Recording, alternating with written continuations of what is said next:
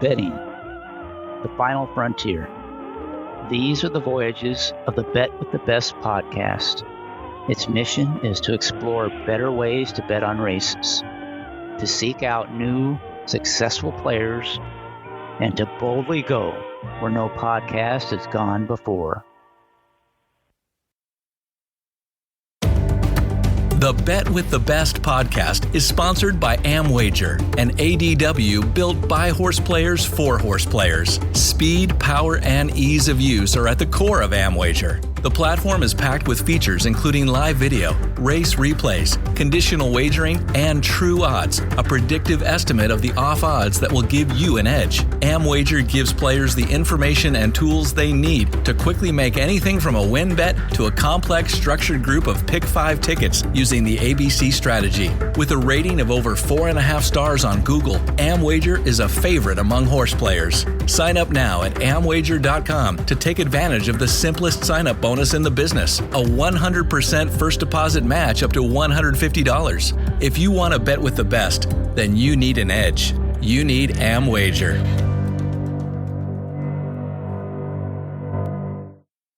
Welcome to episode 48 of the Bet with the Best podcast.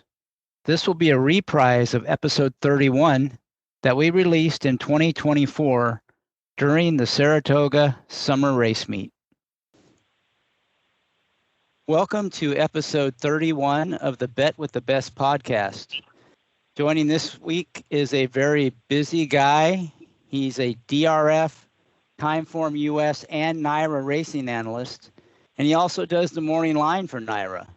He's David Aragona, and he's here to discuss in depth with us handicapping and betting on races at Saratoga. Welcome to the show, David. How's it going? Going pretty well, Chris. I've listened to quite a few of these, especially once you started out doing it. Some really interesting episodes, so I'm honored to be on.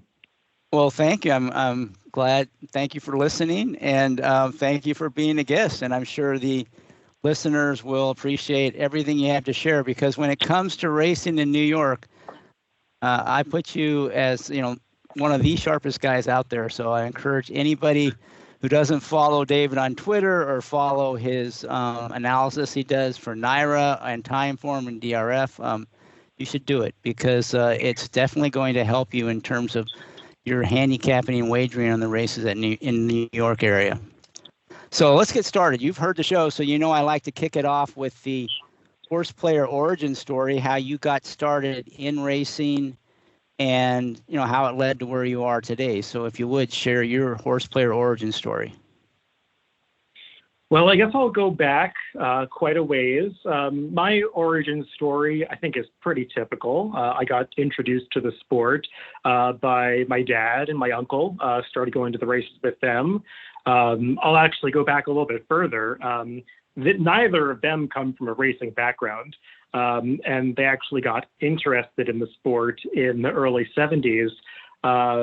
They had a friend of theirs that was into racing at the time, and said to them, there's a race coming up that everyone's talking about. I think we should all go to see it and can kind of introduce you guys to horse racing.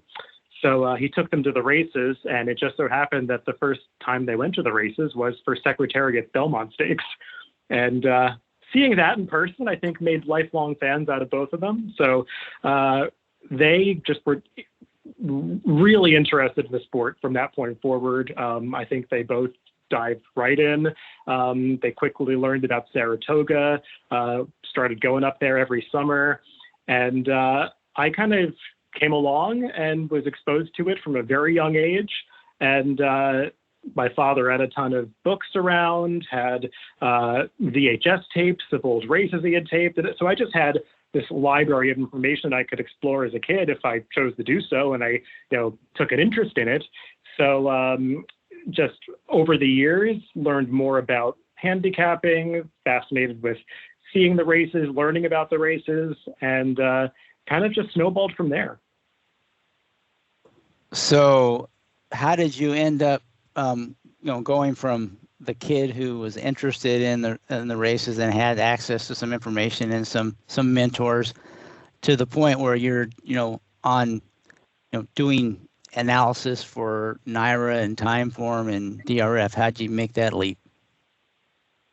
Well, I guess when I was a kid, I was obviously fascinated with racing, and the handicapping process really intrigued me.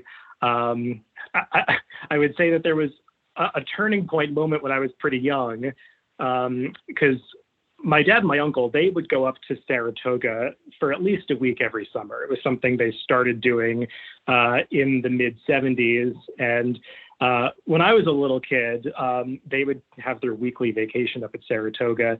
And I would typically get together with my cousins and each of our moms. They would get together for a few days. We'd have a sleepover, and it would be fun. Like as a kid, you'd get to spend time at your cousin's house and do all that stuff.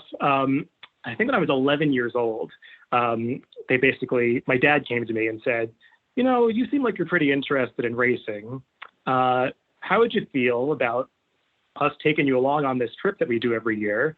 And you kind of have to skip the sleepover for a few days. You won't have fun with your cousins anymore, but you can come with us and see how Saratoga is.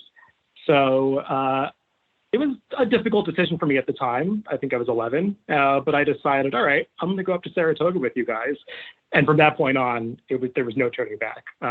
Just being immersed in that environment and seeing the kind of handicapping they did, learning from them, going to the handicapping seminars they went to. I just loved all of it. And, from that point on through my teenage years into my 20s, I just was just a sponge for information about learning about handicapping, race watching, how to bet. So I would say that my interest in the sport kept growing and growing over that time. But what I didn't have was somebody who was my age or really any friends who were into the sport, aside from my dad or my uncle, who I would see once in a while. There was nobody I could really talk about horse racing with. I just didn't have anybody else in my network that had that same interest. So after college, I was kind of figuring out what to do with my life for a few years. I was working a job that I didn't really view as a long-term thing, but it was just kind of, in my lost years, figuring things out, where I wanted to go. And just as an outlet, as a hobby during that time, I started up a blog to write about horse racing. For me, it was a way to expand my network of people that I could talk to about the sport. And I figured if I put out in writing what I did, my handicapping opinions, I could connect with people who viewed races in a similar way and maybe have interesting conversations about it. And also for me, it would help me hone my skills of handicapping, writing about the races, learning what was the way to bet. I kind of decided early on I was going to track my performance and make sure I did a good job at it. So it was something I just did every day, writing NYRA analysis. And, for a good year of doing that, nobody was reading. I was just posting daily blog entries. My dad would read it. Maybe I'd get one or two hits from Google, but that was about it. But it was the kind of thing where I figured, this is a good exercise, even if no one's going to read it. It's the kind of thing that's actually helping me out. It's making me better. So I just kept at it. And there was one day, I think it was in late 2012, where, I did very similar to what I do now. I pick out 3 races at NYRA that I want to write about. And I wrote about 3 races in a day and, recommended 3 horses to bet. And it was kind of one of those magical days where all 3 horses won. One of them went off at upwards of 70-1, and another one off at upwards of 50-1. Those were among the 3 winners that day. And a set of results like that quickly, gets you a few more readers. And suddenly my readership, spikes from about maybe 10 people per day to over 100. And from there, I started to get a little bit more word of mouth going about the blog that I was writing. And I got to talk to a few people in the industry. There was a day, I think it was in 2014, where out of the blue, Andy Serling sent me a message and basically said, "Hey, I came across your blog. Some people have talked to me about it. I was reading what you're doing, and you seem like you're pretty sharp. How about you meet me in the city one day to grab lunch, and we can just talk about what you're doing in the horse racing industry." And that was kind of the first time that somebody who could like do something for a career in racing for me reached out and wanted to, help out or just talk about what my interest was in that area. And nothing immediately came of that, but Andy has a lot of connections, so I never really asked him exactly how it came about. But a few months later, I heard from Mark Attenberg, who is the creator of Timeform US, and mentioned to me that there was going to be an opportunity to do a lot of what I had been doing for my own blog. I could do for Timeform US and basically start to use their those past performances in my writing.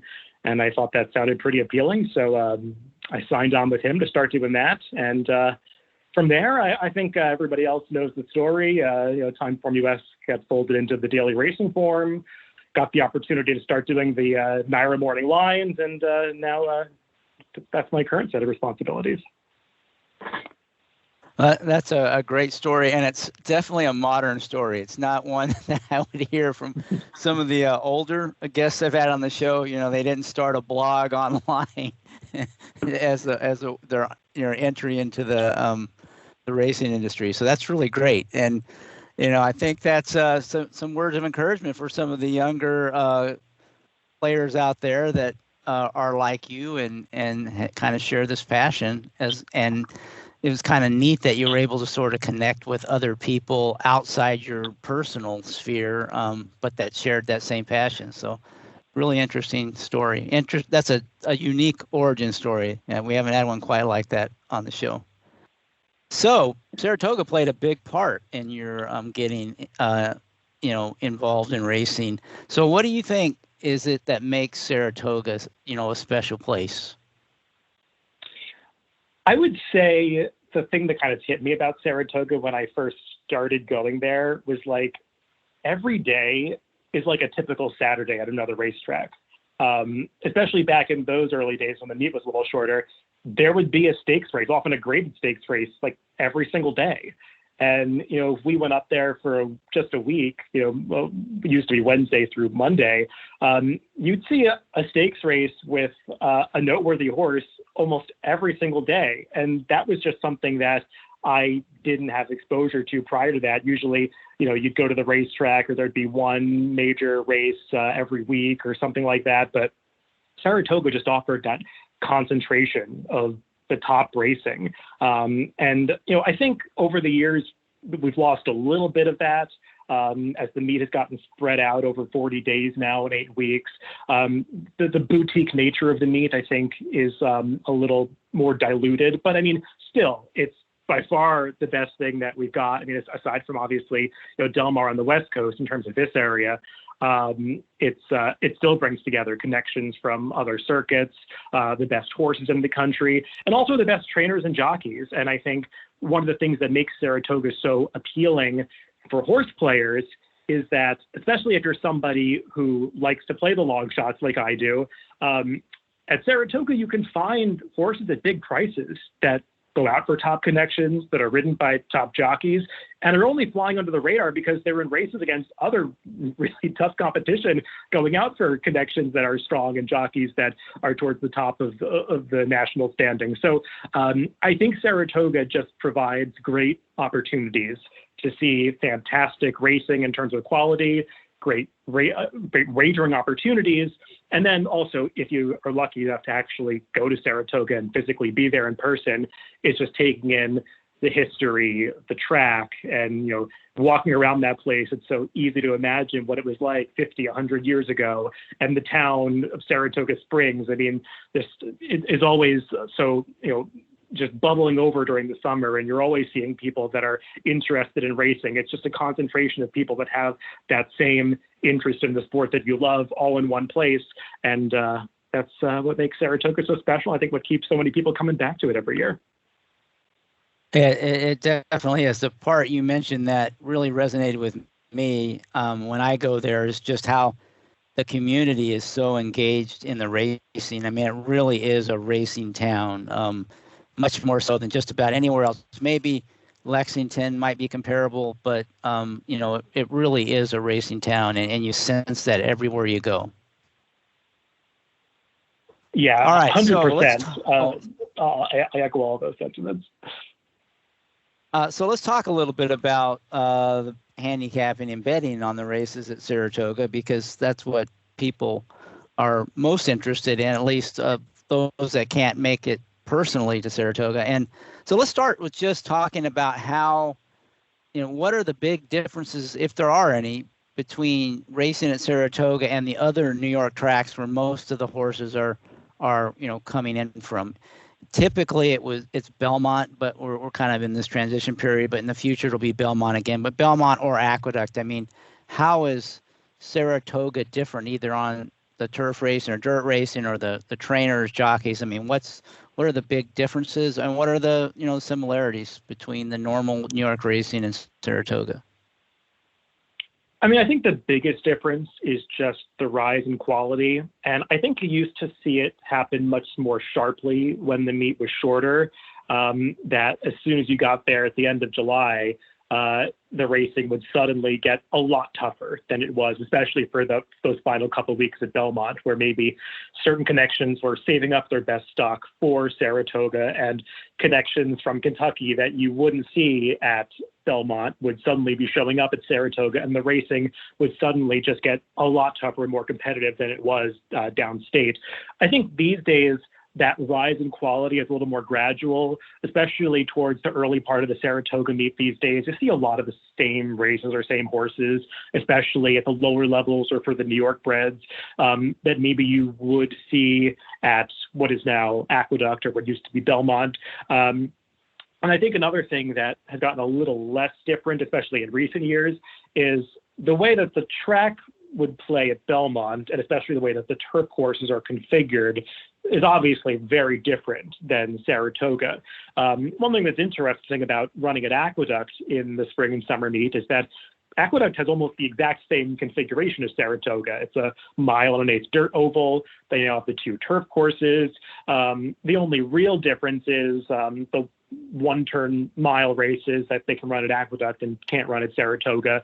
And I guess with the turf racing, they run 5.5 at Saratoga, and they run up to 6 furlongs on the turf at Aqueduct. But generally, the races in terms of configuration are very similar. So you're kind of left with the competition being tougher. But like I said, it's a little more gradual. You definitely do get the jockey colony deepening right away, especially now that you've got certain jockeys like Jose Ortiz and Luis Saez spending the majority of the year in Kentucky. And when they come back to Saratoga, it does create that situation where you've got a lot more top jockeys showing up in all sorts of races, or maybe at Aqueduct, it would be a situation where certain horses are taking a lot more money because there's a huge disparity in quality or results for, among all the jockeys in the race. So I think you definitely do have that changing very quickly in terms of the connections that are participating. But I would say that over time, the changes that you see from Belmont and Aqueduct to Saratoga have gotten a little bit lessened. But you did bring out a couple of things I want to follow up on that are definitely different. And one thing you mentioned was the 5.5 furlong sprints at Saratoga.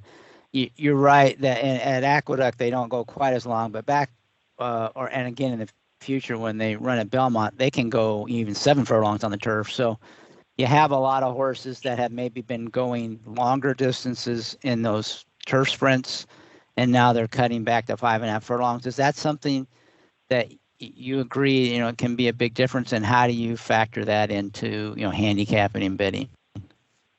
Yeah, 100%. When you have those 6 and 7 furlong turf sprints at Belmont, it used to be a pretty unique thing. I think we see a little bit more of that these days, especially now that a lot of these horses race at Kentucky Downs, where they also have more of those elongated turf sprints. There's also the downhill course at Santa Anita, but we don't see too many horses coming in from there. Same thing with Woodbine. So, that Belmont to Saratoga transition can be pretty significant for the turf sprinters, because when you get down to those 5 and 5.5 furlong distances, it really takes a certain kind of horse, a specialist type. You need a lot of natural speed and quickness, agility, where maybe if you're going the 7 furlong distance at Belmont, the paces tend to be a little bit slower. some horses who specialize going a 1 mile distance can more easily make that transition back to 7 furlongs, because there really isn't that big a difference between a mile and 7 furlongs at Belmont in the way those turf courses are configured, especially on the Widener. Whereas at Saratoga, if you're a route horse on the turf trying to make that turn back to 5.5 furlongs, those types often have a lot of difficulty doing so because the paces are so much faster, and horses who don't have that speed to stay in attendance to a 44 and change half mile, they'll just completely lose contact with the field early. And at Saratoga, they don't run 5 furlongs. It is 5.5. And I think that makes it less of just a pure emphasis on speed, because you do see those races come apart sometimes.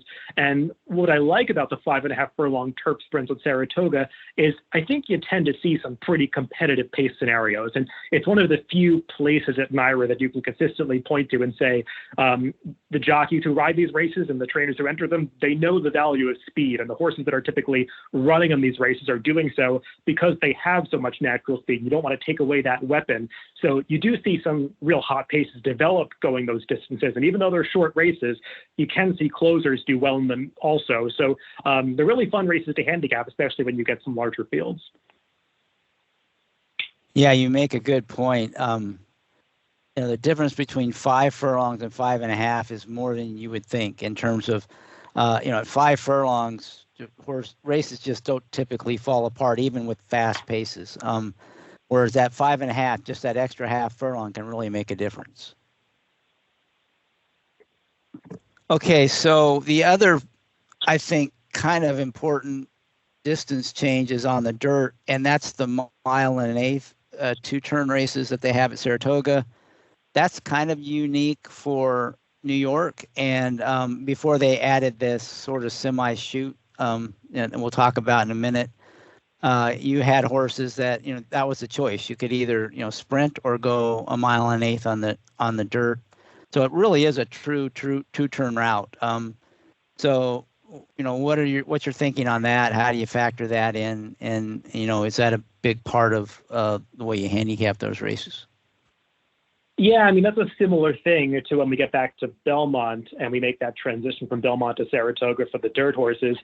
They can run those long 1-turn routes on the dirt at Belmont, whereas at Saratoga, if you're going beyond, well, in the old days, if you were going beyond 7 furlongs, you'd have to go the 9 furlongs around 2 turns. And it can be a pretty demanding 9 furlongs. I mean, I think most handicappers know that it can be a little bit easier to trick a horse stretching out to go a route distance around 1 turn. You see those races at a 1-turn mile, sometimes a little bit easier for a horse that maybe accomplished 7 furlongs to stretch out to. When you make that horse go the 2-turn 9 furlongs, it can take a lot more stamina to do so. And those are races that really the true routers are the ones who excel. So I understand why some of the connections didn't always like when they had a horse maybe that would like to go a mile or a mile and 1/16 at Belmont or Aqueduct, and then you have to go the 1.125 if you want to stretch that horse out at Saratoga. It could be a difficult thing to do. So now that they've got the Wilson Chute and the ability to run those 1.5 turn miles, I think that's a nice bridge or middle ground that connections are taking advantage of. I know there's been a lot of discussion about those races, and kind of like the turf sprints when those were first added to the menu at Saratoga, it's something relatively new, and handicappers are going to have to adjust. I think we're still gathering data about those races. But as for the dirt track at Saratoga and just the way that it plays, we can see it be somewhat deep and tiring at times. So when you're handicapping those true 2-turn races, the 9 furlongs, the 1 3/16, the 1.25 miles, I think you're looking for horses that really do have the stamina to go that far. Yeah, I was going to follow up on that, but just the new Wilson Chute, it is new.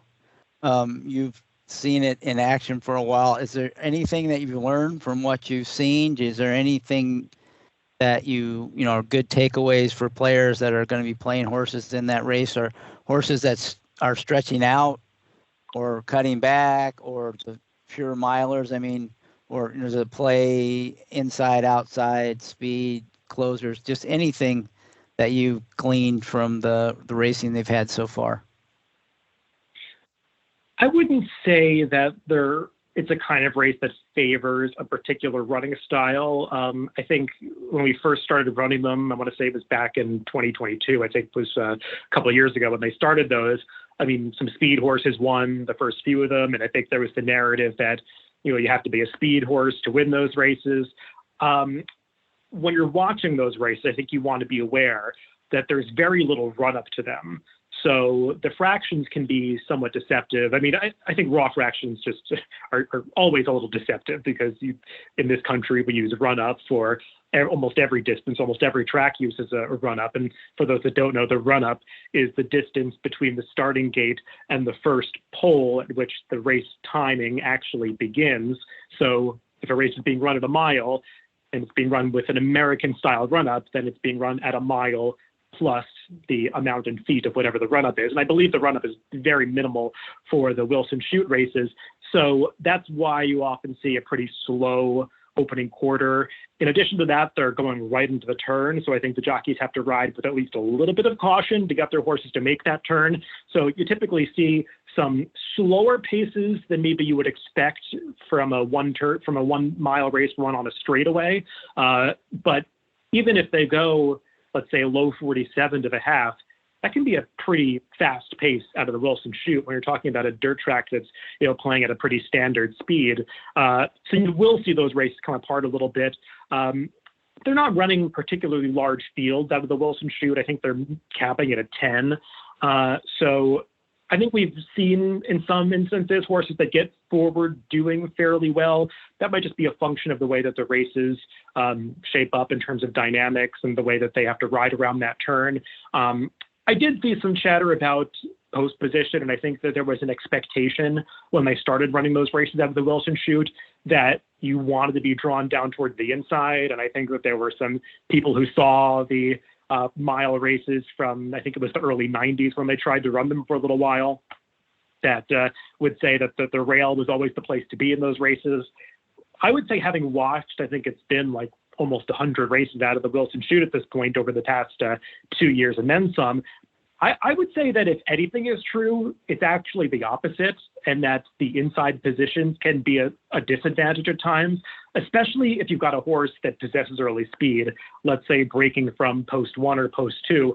That horse really needs to break sharply, because unlike in a mile race that's run on a straightaway, where everyone's kind of going in a straight line down the backstretch or making a gradual move towards the inner rail to make a turn that's maybe a half a mile away, when you're coming out of the Wilson Chute, you're going right into that turn. And anybody who breaks a little bit sharper than you to the outside is coming right down towards that inner rail. So a speed horse that's breaking from the inside really needs to be alertly away from the gate if they're going to be able to show that speed. So I think you want to be careful with horses that are drawn inside with running styles to need to be in front or need to be forward. And I'm not somebody who puts a lot of stock in raw post-position data. It's just, I know some people do well with it for themselves. It's just not a handicapping angle that I have felt has ever worked for me. But I have looked up some post-position data for the Wilson Chute. And if you're just looking at pure win rates, post 6 and 7 fare better than post 1 and 2, which I think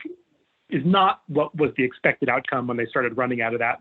And I think in horse racing, you always want to be aware when expectations are refuted by real data. And I think we're seeing a little bit of that with the Wilson Chute races. Yeah, so if the horse has speed and breaks early, it could be an advantage to be on the rail. But if it doesn't, it could be turn into a real disadvantage. So it's kind of a double-edged sword, it sounds like. Yeah, 100%. And I even think that breaking from the inside, even if your horse breaks well, you still have to make that more gradual turn, make a sharper turn to the left than maybe a horse is breaking from an outside post position. So sometimes it might even be an advantage to be a little further outside, because you can find your footing and go forward and get into that stride maybe a little bit more fluidly than a horse who's trying to rush up through from the inside, even if they break alertly. Yeah, that makes sense. The geometry kind of makes it easier to go from the gate into that turn if you're farther out.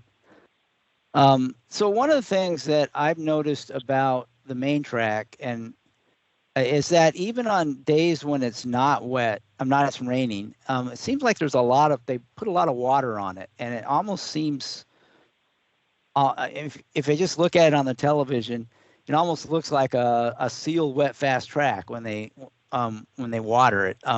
Maybe that's just an illusion, but it does seem like the kickback can be an issue for some of the closers on the main track. Yeah. You have any opinions on that?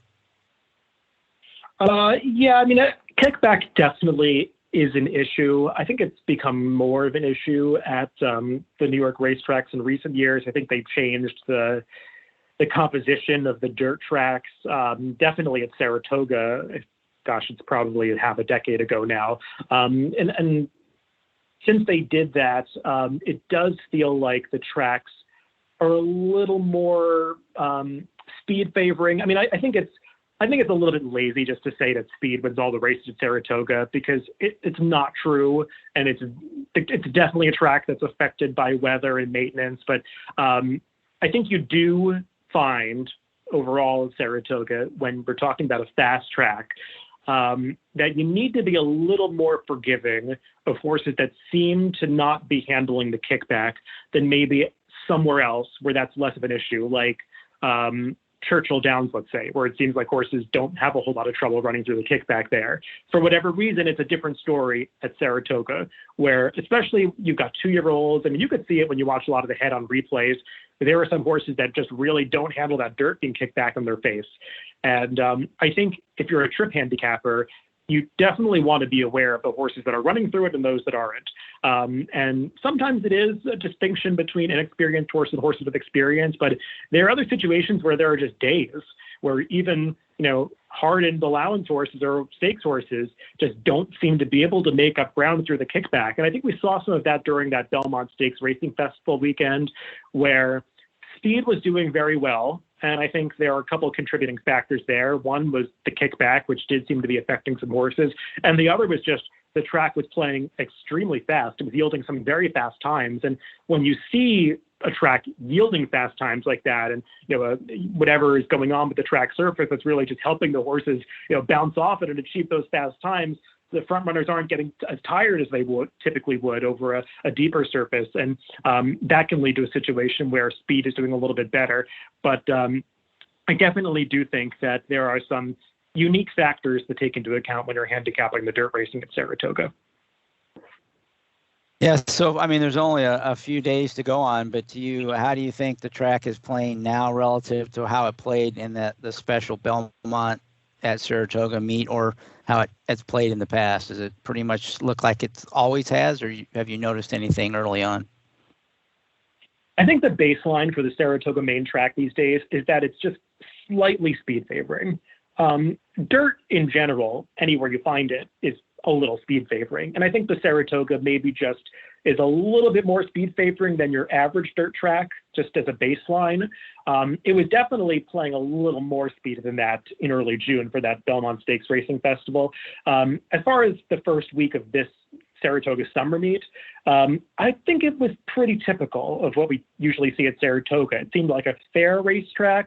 There were definitely some races where it was dominated towards the front end, but I think in those situations, you don't want to just rely on the results or just look at who was forward.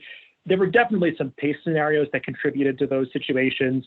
Like I think of that mile and an eighth race on opening day. I think it was the ninth race of the day, that allowance event that looked like it could have been a stakes race won by that Phil Bauer horse, Warrior Johnny. And he was kind of the only horse to make up any significant ground in that race. He actually ran an amazing race if you go back and watch the start and the entire replay. But after taking in that race, I heard some people saying, oh, it's another speed favoring track. But then you have to go back and look at the pace. And they went 48 to the half with a final time for a mile and an eighth of 1:47.4. I mean, that's always going to be a situation where it's almost impossible to close. So was it the pace that made it impossible to close, or was it a speed favoring track? I think it's definitely the former in that situation. So in terms of the first 4 days of the meet, luckily we haven't gotten too much significant rain yet. And it seems like when the track has been fast, it's been pretty fair so far. So let's move on to the turf course. You've mentioned there are two turf courses, one inner and then the main turf course, I guess you'd call it. Any distinctions you make between those two in terms of how you handicap the races? any characteristics of one that varies from the other, or anything about, those turf or other turf courses in general? I think if there's any distinction to make, it is that it sometimes is a little bit easier to close on the melon turf course, which is the outer turf course. I think some handicappers would say that. Personally, I don't know if I subscribe to that. And when I'm doing my handicapping, I don't always think so much about, I want a certain running style on the melon course versus the inner course. At Saratoga these days, to maintain the quality of the turf courses, they are moving the rail settings. And what I mean by rail settings is the temporary rail that they set up that's usually away from the hedge. They are moving it just about every week of the meet on both courses. So I think what you really want to pay attention to when you're playing the turf races at Saratoga is how it's playing at each of those rail settings on either course. Sometimes when the rail is way out there, it can be a little more speed favoring and it's tougher to close. Sometimes when there's no temporary rail set up and they're running right down on the hedge, that fresh ground that hasn't really been trodden yet is where you want to be. And you see a lot of horses that are just riding the rail or riding the hedge every step of the way seem to have an advantage on those types of courses. Typically, I don't think they take down the rails completely until about Travers weekend. I think that's how they've been doing it lately on the Saratoga courses. But I would pay a lot more attention to that. And I think if you're looking for stuff like that, you want to pay attention to what's going on Wednesday, right after they've moved the rails, see how the courses are playing that day, and maybe that can inform some of the decisions that you make heading into the weekend about how the courses are going to be playing and what kinds of running styles or trips you're really looking for on the turf. That's a really good point. That's some good advice that the listeners can take advantage of. So you mentioned a little bit about the weather, and that maybe is the biggest downside of Saratoga, is just the unpredictability of the weather and kind of the violent nature of it sometimes. How do you adjust for that? How can you adjust for that? And, what does the track off play like when you get a downpour? How does that affect typically either the turf courses or the main track? It's tough to do a lot of handicapping for wet tracks, at least in the position that I'm in at Saratoga, because, I work for the Daily Racing Forum. We love to put our picks out days in advance. We have a print form and got to get all that stuff in sometimes 24, 36 hours, I should say 48 to 72 hours ahead of time. So you really can't plan for the weather in those situations when you're making picks. In terms of betting the races, once I see what weather has happened and the results in terms of how the races have changed since I first handicapped them, because I'm handicapping all of these races, for the morning line or the picks that I do days and days in advance. I think it is kind of helpful to go back on the day of the race and reassess things, especially after scratches, because on days that do feature a lot of rain like that, you've got the surface changes, or even in the scheduled dirt races, scratches due to weather. You want to assess how all of that has changed. And Saratoga, when it gets really wet, you can sometimes see track biases occur, whether it's a speed bias. Sometimes when the track gets really wet, the rail is not the place to be, and you see a lot of jockeys avoiding the inside. But those are tough things to predict ahead of time. I would say if there is something that you want to expect when the rain is actively coming, sometimes you see more of a speed bias in the track at field, and maybe when the track is drying out, that's when you tend to see more of a dead rail situation, but it doesn't always hold true to be the same that way. A lot of it depends on how they're maintaining the track and what work they're doing to get it to dry out. So I find it tough in the moment to sort of predict how the races are going to go based on any track profile from the weather. More so on days where it's rained a lot, I'm just kind of playing with a little less confidence or less volume than I would on a typical Saratoga day, because one of the great things about Saratoga is you've got 40 days of just awesome racing. And if there's one day where a bunch of races you were interested in came off the turf, or maybe you see a track bias starting to develop early in the day, maybe I'm going to abandon some of the opinions that I have or play them in, with much less confidence than I otherwise would have, because I'm sure there's going to be another card tomorrow or a day or two away that is much more worth the money that I was thinking about spending on this one. Yeah, I think that's really good advice as well. I mean, learning how to pass a race is as important as learning how to, play one. Being able to pick and choose your spots is really important if you want to be successful. Anything else on the track in general? I'm going to get into some other questions, but anything else you want to add about either of the tracks or, anything we've talked about so far? In terms of just a follow up on the previous question with off the turf races, and I think the thing that you want to pay attention to at Saratoga is an off the turf situation where a race is being misbet, because you do sometimes see turf horses take a lot of money on the dirt, especially if it's going out for top connections or like the rare Chad Brown turf horse that gets left in on the dirt. I think you want to focus on dirt form in a lot of those races. And I think there is an opportunity on days when it rains to do well in off the turf races.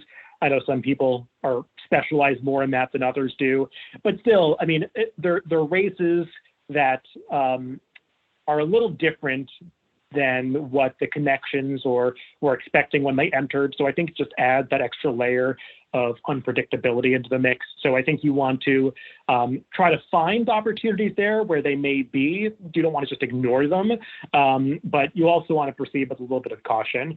And yeah, in terms of the surfaces and the configuration of the track, there's not too much else that I want to point out. You do see the first 2-year-old races that are run around 2 turns on the turf anywhere at NYRA. At Saratoga, they start to run those mile and a 16th maiden special races for the 2-year-olds. I think there's one actually coming up this weekend, so the middle of July now. And those are races that can produce some trips or some horses that just aren't ready for what's thrown at them at the moment. So I think you definitely do want to watch trips in all situations at Saratoga, but especially in those races, because you could definitely find some interesting things going on. Well, you brought up 2-year-old races. That's a big part of Saratoga racing on the main track as well. So maybe talk a little bit about how do you approach these races where you've got a field full of horses. Sometimes none of them have ever had a race. How do you handicap that? And from your perspective, how do you make a morning line on those? What can you do, if anything, to tackle those races? I would say I've grown to really enjoy those races from a lot of perspectives. They used to be races that I wouldn't be very interested in betting, and I've kind of had to force myself to get more interested in betting them over the past several years, because I've kind of realized that I've become a lot better at them than I used to be, just through the necessity of having to do a lot more work and fact finding on those races for making the morning line. And it's one of the few situations where I feel like making the morning line has actually helped my handicapping a lot with a specific type of race. And that would be those 2-year-old maiden special weight races. First of all, in terms of making the morning line for those races, I think a lot of it is determined by connections and what you see on paper.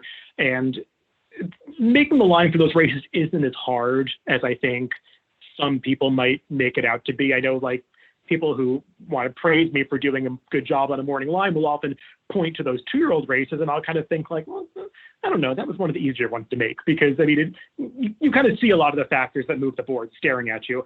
Once in a while, you'll find those situations where maybe there's a connections or a trainer that doesn't typically send out a live firster, and I'll look up the workout videos, and I couldn't do that job effectively if I didn't have resources like XBTV or some of those Kentucky workouts that you now have access to see videos of, because I am not one of those people who's waking up at the crack of dawn to go see workouts in person. So seeing those videos of the works, it gives me some insight into how different horses that are making their debuts have been training. And once in a while, you'll see some lower profile connections have a horse that's really training out of its skin or is just showing apparent talent in the morning. And those are the situations where I feel like, okay, I can get this one right because I know that this is a horse that is going to move the board because people have access to very sophisticated information in Saratoga, more so than almost any other meet anywhere in the country. Workout reports or the information from workouts, it's prevalent and it's moving the tote board. So to kind of be aware of that stuff and factored into the morning line, I think, I hope it's helping the people that are betting on the races when I use that stuff or when I allow that stuff to factor into the lines that I make. But in terms of actually handicapping and betting those races, it's a little trickier because what I've learned is I might see talent in a certain horse and be able to make that horse a short price on the line, but those aren't always the right horses to bet in the race because it's not a great strategy to bet a lot of short price first time starters. You can go broke pretty quickly doing that. But what you do find at Saratoga are horses that might be working well, but aren't putting forth the kind of workouts that necessarily are going to move the board. Or maybe a horse will be working well, but it'll be in the same maiden race where there are 4 other horses that are working really well. And maybe those 4 other horses are going out for Chad Brown, Todd Pletcher, Brad Cox, and somebody else who, let's say Cherie DeVoe, another trainer who takes a lot of money these days. And you'll find a horse like, I think a good example is the last loaded maiden race from this most recent Saturday where Dallas Stewart sent out that first time starter that was plainly apparent on the page, working really well. Every sign that you could see with that horse said, this is a live firster. By complexity, we've had a ton of success early on with the 2-year-olds. But that horse got let go at 6-1 because it was in a race with other horses that had already done some running or were going out for top connections. There was a Todd Pletcher horse that was working as well as a typical Todd Pletcher first-time starter at Saratoga, nothing special, but took all the money because it was a confusing race. And I think a lot of the bettors just settled on the known commodity, which is Todd Pletcher doing well in 2-year-old races at Saratoga. And that Dallas Stewart horse flew under the radar, whereas maybe if you reverse the workouts and every other attribute for that horse and put Todd Pletcher's name on Tough Catch, the Dallas Stewart horse, that horse probably would have been 8-5, not 6-1. So I think you have to look for those types of situations at Saratoga, and you can find opportunities to do well in the 2-year-old races there because there are going to be runners that have real talent that don't necessarily go off at particularly short prices. So beyond the connections and the workouts, is there anything else that you factor in your handicapping of those 2-year-old races? I mean, I could get into like a deeper discussion of what you're looking for in workouts because I think that's a whole other topic. And it's something that I've had to teach myself a little bit. I mean, I'm listening to people who are good at watching that stuff as I learn about it because I don't come from a clocker background. I don't come from a horseman background. So I don't naturally know a lot of these things about what to look for in terms of a horse's movement or what the exercise rider is asking. But just through watching hundreds and hundreds of workouts as I made the morning line at Saratoga over the past 6 years or so, I feel like I've learned some things about what you're supposed to look for in those workouts and things that you want to look for specific to the situation that the horse is facing on debut. When you're watching those gate works, I mean, you want to pay attention to a horse that doesn't look like it has no clue what it's doing coming out of the gate. You want to find a horse that looks like it's ready to win early. Sometimes you'll find a 2-year-old at Saratoga that's training really well, and a trainer will put it in company with an older, more experienced horse, and it'll hold its own. But it being Saratoga with a lot of expensive pedigrees debuting, it might be a son of Curlin that is ultimately going to be better going a longer distance. And that horse might take a lot of money. And maybe that's not the day to capitalize on that horse's talent. And maybe there'll be a horse with a more precocious pedigree or that's shown a little more precocity in its morning workouts that maybe won't take as much money. So I think, like with everything, you want to let price be the guide. You want to try to find the value. And there are situations where the hype train can just run in overdrive on a horse that maybe isn't the best suited to a particular situation for winning on debut at a sprint distance, if we're talking about the shorter 2-year-old race at Saratoga. So I try to look for horses that I think are going to fit the situation well.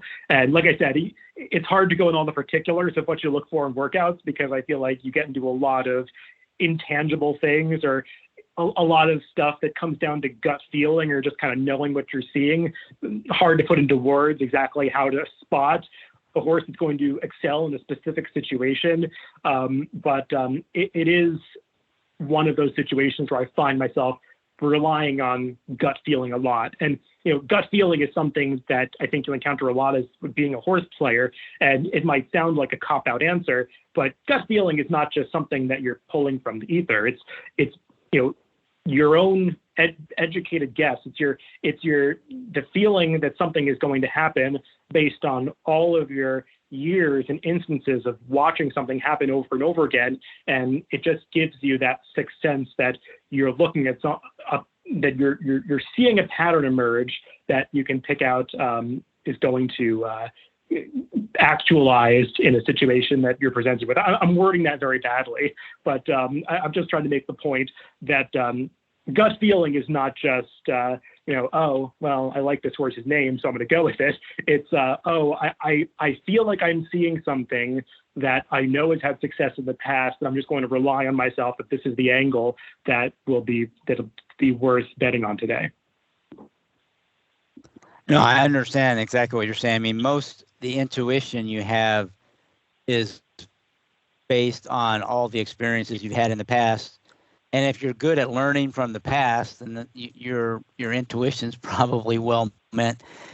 So I absolutely get, even though you can't quite pinpoint what it is that you're seeing, oh, this is either good or this is bad, or this is something I want to avoid, or this is something I want to go after, without really being able to articulate exactly why, I think is what you're saying. And I think that's absolutely true. And you can trust your intuition more if you have a lot of experience and you've had success in the past. I think where you got to be careful is if you don't have that experience and you haven't had that success, maybe your intuition isn't the thing you want to follow in every instance. Yes, you put that, I think, much better than I did, but I completely agree with the way that you phrased that. So yeah, trust your intuition as you have to, and believe in your opinion. But you want to make sure that you have had the experience and success that you want to rely on before you start doing that on a regular basis. Okay, so moving on, we talked about 2-year-old races. Now, at Saratoga, I want to talk a little bit about, are there certain stables, either owners or trainers, that really, really want to win at Saratoga, and you need to put a little extra, give them a little extra credit for the horses they're entering, at least assuming that they have been pointed to the race and are well meant, or is it more just like any other track? And the other question that comes up a lot at Saratoga is, horses for courses. Are there, certain horses that really do excel at Saratoga, either on the main track or on the turf or sprinting or routing? Anything like that, unique to Saratoga in terms of the horses or the connections? I mean, I think that definitely is a thing. There are definitely connections that point to Saratoga, and sometimes that results in a trainer having a strong meet. Sometimes you plan to do well at Saratoga and it goes up in flames. I think we experience that as handicappers too. I mean, we spend a lot of time handicapping these cards and, intend to invest a lot, and sometimes the best laid plans don't work out. So I think you do want to be aware of those things, but also kind of realize that just because the trainer had a hot Saratoga last year doesn't necessarily mean that they're going to have the same ammo to have a strong Saratoga meet the next year. I think about Belinda Rice, who seemed like she couldn't be beat last year at Saratoga, really exploited a situation where she could go into Kentucky and claim a lot of really nice horses bring them to New York and find spots for them where they fit really well. And she just, went on a tear for like the first 3 to 4 weeks of that meet last year. And I was reading an article a few days ago from Dave Grenning, who, had done an interview with Linda, and she basically said, don't expect me to have another meet like last year because I just don't have the horses. Couldn't claim those horses out of Kentucky again, or certainly not as many, and just don't have the horses to fit the right kinds of races anymore. And I'm sure Linda Rice is going to win her fair share of races at Saratoga because she's one of the top barns in New York, but it really depends on who's in the barn at that moment. And then, there are some trainers that come in from out of town, and it's a different situation a little bit because those trainers are kind of selecting the horses that they think can compete at Saratoga. I think the name that a lot of people have caught on to in recent years is Phil Bauer, who has, selected some horses who really seem to be able to compete at the levels at which they're pointed at Saratoga. And he's had some very successful meets for a few years running now. But then again, people catch on to these things. And I think a lot of people who bet these races tend to look for those hot barns. And I would say gone are the days when you're getting great value on those Phil Bauer horses. I mean, maybe the winner on the first day, Warrior Johnny notwithstanding, he was a decent price, but that was a really tough race. I mean, he was 9-1 because the competition was really tough, and 9-1 was probably the right price on him. I think you're seeing a lot of those horses take a lot of money. So I don't know if those are angles that I personally look to exploit. I'm not somebody who puts a ton of emphasis on connections when I'm doing my handicapping. I like to look at trainer stats. I use Deer Formulator a ton to look up different statistics in various situations for a trainer, but I'm not always looking for like, okay, I need to bet Cherie DeVoe in this particular kind of race because I have the sense that she always does well with these types of horses. That's not really the way that I handicap. I do try to pay attention to patterns that trainers develop and what their intentions seem to be, where they're placing their horses, how they're developing their careers. But that's more something I try to keep in the back of my mind. It's not always informing exactly who I want to bet in a given situation. So what about horses dropping in class at Saratoga? Are there, normally you might think, well, this horse is dropping. It might be for negative reasons. But, are there trainers that will just drop horses in class just to win at Saratoga? And I'm thinking in particular, some of the top barns like Pletcher and Brown, when they drop a horse in for a tag, is that a good thing or a bad thing? And I know you're going to say it depends, but are you maybe more inclined to think this horse is still can run some when they're at Saratoga versus if they were at Aqueduct? I'm just curious how you deal with those horses dropping in class. Yeah, with almost every answer I'm going to give, I think the "it depends" can be understood because every situation is a little different. But I understand the premise of your question. Saratoga is a place where connections like to win.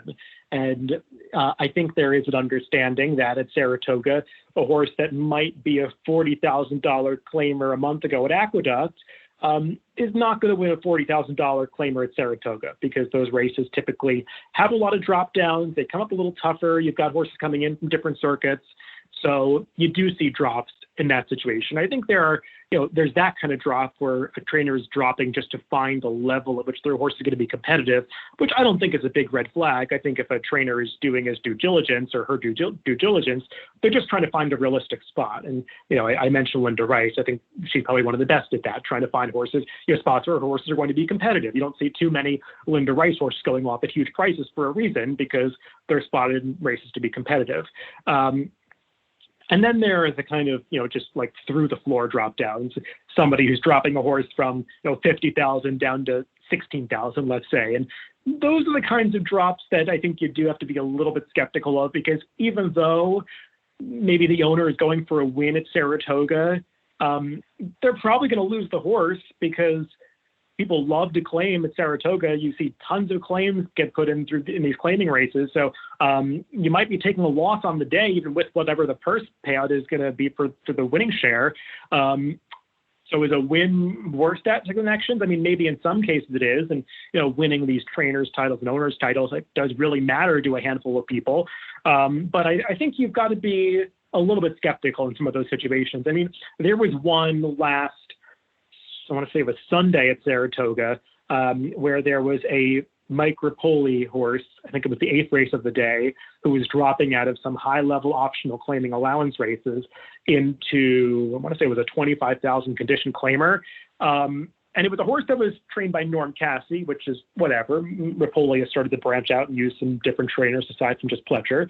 So that wasn't a red flag that it was a Cassie horse, but more so just the severity of the drop and the fact that Reprise is one of those guys that likes to win a lot of races at Saratoga, likes to be in the mix for the owner's title. And is this one of those drops that you can say, okay, they're just losing this horse because they want to get the W and move on? But is this also maybe a horse that is dropping for a real reason? Maybe it's a physical reason, or maybe it's just a horse that has been running even a little worse than it looks on paper, or hasn't been doing well in the mornings. And I would say, I think I picked the horse on top just by, I just gave up on the race because it was frustrating me. But I think I made the wrong move in that situation, because it was a horse that had no early speed and was a deep closer. And if I could give one piece of advice in those races, it would be if you see a significant drop down like that, I'm a little more confident in those drop downs when it's a horse that has some amount of tactical speed as opposed to a horse that needs to pass everybody or has no speed whatsoever, because those horses still need to do some work during the race to overcome the kickback or show some willingness to put in an effort to get there. Whereas a horse who just gets to the front end and can relax sometimes will be able to have their confidence boosted right from the start by bossing around some inferior competition.